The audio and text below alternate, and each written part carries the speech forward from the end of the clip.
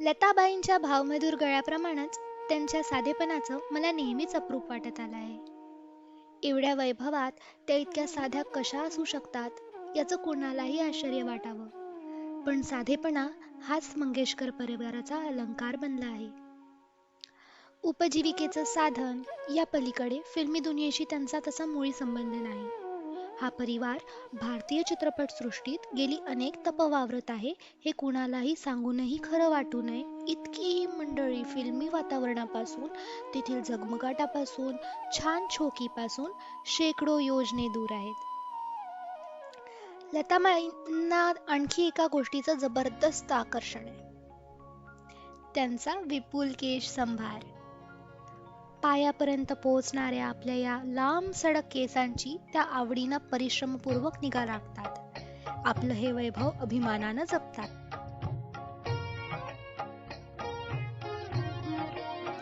लताबाईंना लाभलेलं हे धवल यश, हा लौकिक, ही कीर्ती त्यांनी स्वकर्तृत्वावर मिळवलेली आहे. कोणतीही कला हस्तगत करण्यासाठी बुद्धी इतकीच मेहनतीचीही गरज असते, हे त्या जाणतात.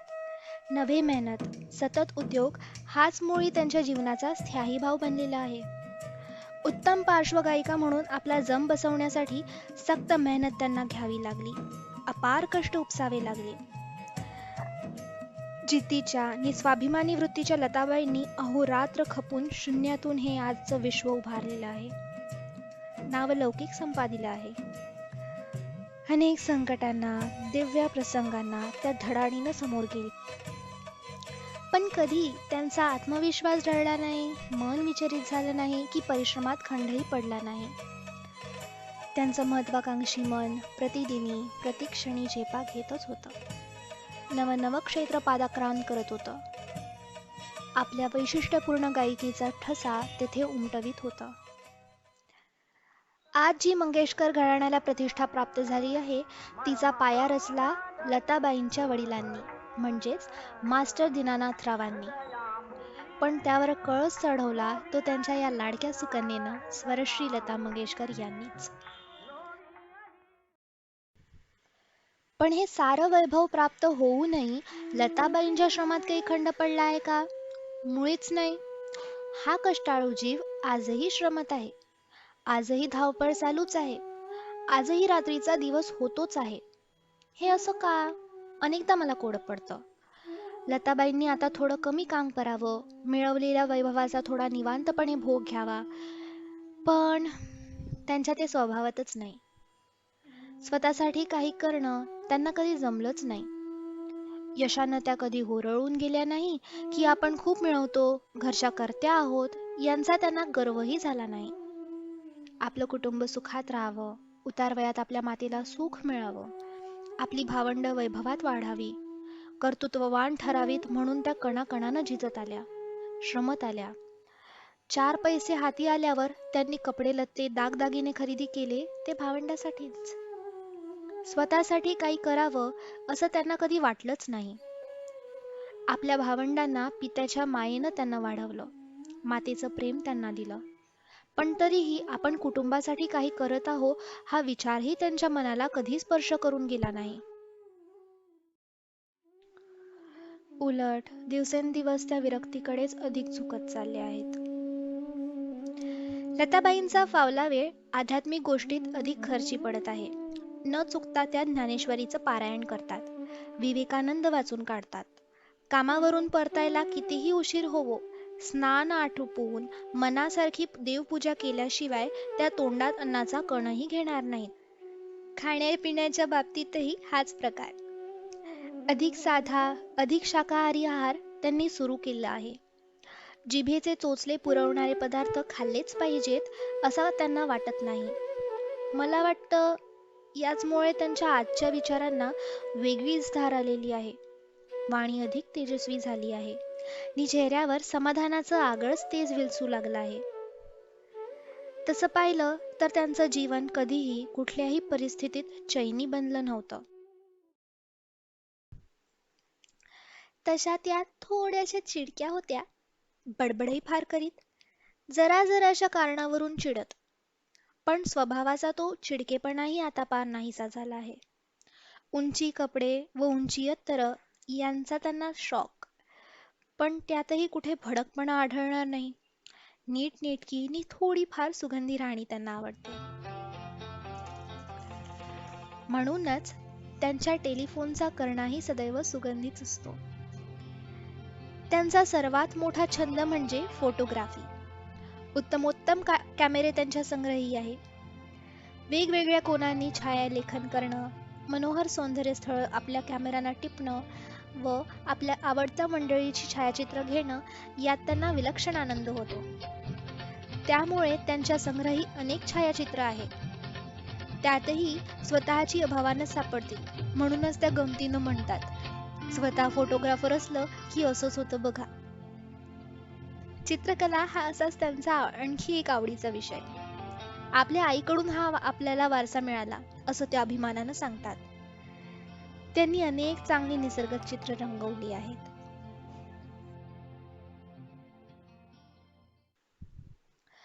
वाढत्या वयाबरोबर येणारे अनुभव व अभ्यास यांनी माणूस हळूहळू गंभीर होत जातो. गतिमानता हा जसा जगाचा नियम तद्वत बदलत जाणं हा माणसाच्या मनाचा धर्मच आहे. त्याला लताबाई तरी कशा अपवाद ठरतील? त्यांची आजची गंभीरता हेच सांगते. त्यांचं खूप नाव झालं, त्यांना खूप पैसा मिळाला, खूप वैभव प्राप्त झालं, त्यांची खूप प्रशंसा झाली. अति झालं नि हसू आलं असं म्हणतात. आता त्याच प्रशंसेचा, स्तुतीचा, नावाचा, वैभवाचा कंटाळा आला आहे त्यांना. असंच त्यांचं आजचं साधंसुधं, साधनशुचितेनं परिपूर्ण भरलेलं जीवन सांगतं. त्यांच्या जीवनात अनेक स्थित्यंतर घडली. त्यांनी गरिबीत दिवस काढले, प्रसंगी अर्धपोटीही त्या राहिल्या. तद्वत डोळे दिपवणारं वैभवही त्यांना लाभलं. रंकाचा राव झाला की त्याचे डोळे फिरतात, हा सृष्टीचा नियम. पण लताबाईंच्या वागण्यात की स्वभावात फारसा फरक पडलेला दिसत नाही. वैभवाची धुंदी त्यांना कधी चढलीच नव्हती, की आजही नाहीये. स्वभावानं त्या अत्यंत मोकळ्या व काहीशा भावनाप्रधान, तद्वत हाताळणारं सढळ व पित्यापासूनच त्यांना असा वारसा मिळालेला आहे. त्यामुळे त्यांच्या या भोळेपणाचा आणि उदार वृत्तीचा फायदा अनेकांनी घेतला.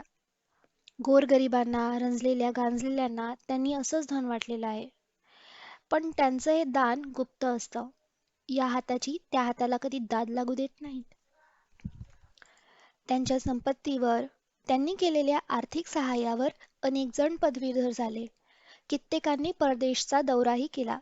नि काही जण आजही वैद्यकीय शास्त्रासारख्या विपुल खर्चाचा अभ्यास करत आहेत. अनेक संस्था, देवालय, विद्यामंदिरं, स्मारकं नि थोर पुरुषांचे पुतळे उभारण्याच्या कामी त्यांच्या गायनकलेचा उपयोग झाला आहे, प्रत्ययही होत आहे. तद्वत त्यांनी अशा कार्यात सढळ हातांनी आर्थिक सहाय्यही केलं आहे. अनेकांना त्यांनी आजवर भेटवस्तू दिल्या, कलावंतांची कदरही केली.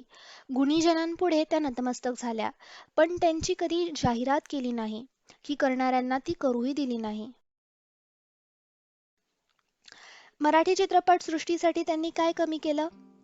आजवर अनेकदा त्यांनी एक पैही न घेता गीतं गायलीत. कोल्हापूरसारख्या ठिकाणी आर्थिक झीज सोसून जयप्रभासारखा स्टुडिओ त्या चालवित आहे. तिथे अनेक मराठी निर्मात्यांना सवलती मिळत आहेत. चांगल्या मराठी चित्रपटांच्या निर्मितीपायी त्यांची अशीच अतोनात आर्थिक हानी झाली आहे. हिंदी चित्रपट सृष्टीत वैभव लाभूनही त्या मराठीला विसरल्या नाहीत. मराठी माईमाऊलींचा त्यांना कदापि विसर पडणं शक्य नाही. कलावंतांची कदर करण्याची त्यांची रीतच काही न्यारी. एकदा त्यांच्या गाण्याच्या ध्वनिमुद्रणाच्या वेळी एका वादकानं आपलं वाद्य उत्कृष्ट वाजवलं. साऱ्यांनीच त्याची तारीफ केली.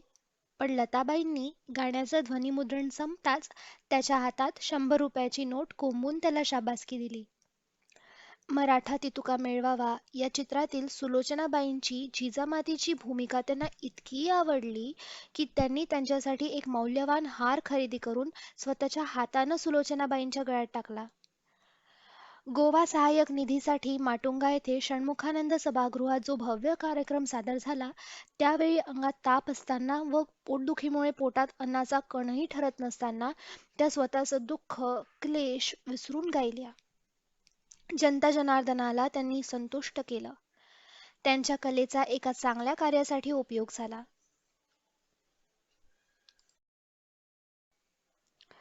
स्वरश्री लता मंगेशकर या अशा आहेत. संगीत क्षेत्रातील त्यांची अधष्टकातील सेवा स्पृहणीय आहे, भरघोस आहे, डोळे दिपावणारी आहे, कान संतुष्ट करणारी आहे, मंत्रमुग्ध करणारी आहे.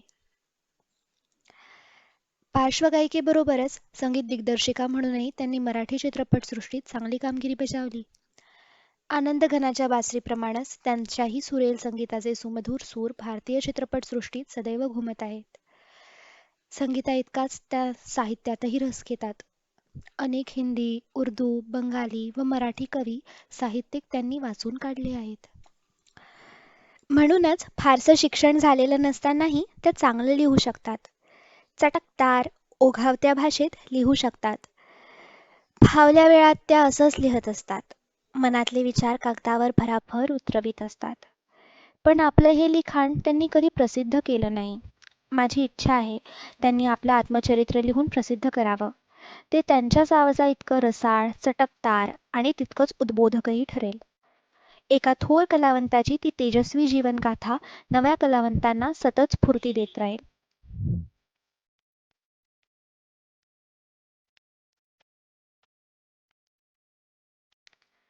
आता आपण ऐकलत श्री वसंत भालेकर यांच्या स्वरलता या पुस्तकातील गानसम्राज्ञी लता मंगेशकर यांच्या व्यक्तित्वाचे काही विलोभनीय पैलू.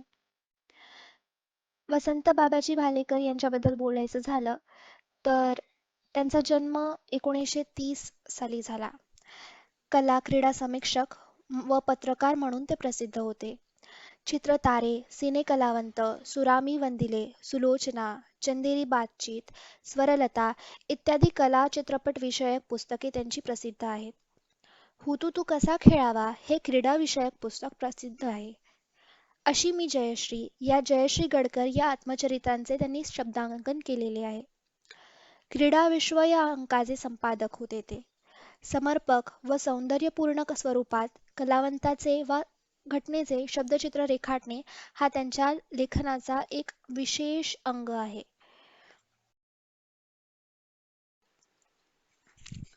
हे झालं लेखकाबद्दल. जे विचार मी तुम्हाला सांगितले ते लेखकाचे होते, पण मला आज माझ्याही मनातलं सांगायचं आहे. कारण लताबाई नाही, माई माझ्या मनात एक वेगळं स्थान घेऊन बसले आहे. लोक त्यांना दीदी म्हणतात, पण माझ्यासाठी त्या माईच आहेत. माझ्या आईने मला वाढवताना त्यांचा आदर्श घ्यायला लावला. म्हणूनच की काय माझ्यावर त्यांचा पगडा आहे, त्यांच्या विचारांचा पगडा आहे. संगीतातली त्यांची कारकीर्द, त्यांचं योगदान याच्याही पेक्षा मला त्या माणूस म्हणून जास्त भावतात. त्यांचं वागणं, त्यांचं बोलणं, त्यांच्या राहणीमानातली सात्विकता हाच माझा आदर्श आहे. आणि म्हणूनच मला त्यांच्यासारखं राहायला, वागायला, बोलायला खूप आवडतं. त्यांच्या व्यक्तिमत्वासारखं माझं व्यक्तिमत्व असावं असंच मला वाटतं. त्यांच्या लेखी मी नगण्य जरी असले तरी माझ्यासाठी त्या माझ्या प्रेरणास्रोत आहे. माझ्याकडे खरंच काही शब्द नाही आहे, म्हणूनच आज मी लेखकाचे शब्द उसने घेतले. आणि आज मला त्यांच्यातली सात्विकताही उसने घ्यायची आहे. काय म्हणेन मी याला, मला मराठीतला शब्द माहीत नाही, पण इंग्रजीत याला रिटर्न गिफ्ट म्हणतात. त्यांच्या 92व्या वाढदिवसानिमित्त हे जबरदस्तीने घेतलेलं मी रिटर्न गिफ्ट समजेन माझ्यासाठी. आज तुमचा वाढदिवस आहे माई. तुम्हाला वाढदिवसांच्या खूप खूप शुभेच्छा. देव तुम्हाला असंच उदंड आयुष्य देव, हीच माझी प्रार्थना आहे, अर्पिताची प्रार्थना आहे. हॅपी बर्थडे माई.